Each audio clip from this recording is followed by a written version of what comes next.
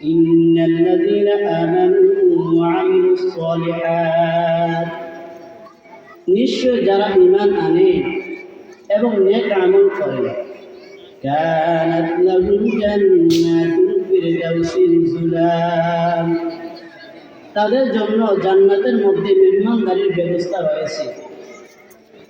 আল্লাহ রাব্বুল আলামিন সূরাতুল বাকারা 217তম আয়াতের মধ্যে বলেন, وَمَن يَرْتَدِدْ مِنكُمْ عَنْ دِينِهِ فيمت وهو كافر فأولئك حبطت أعمالهم في الدنيا والآخرة।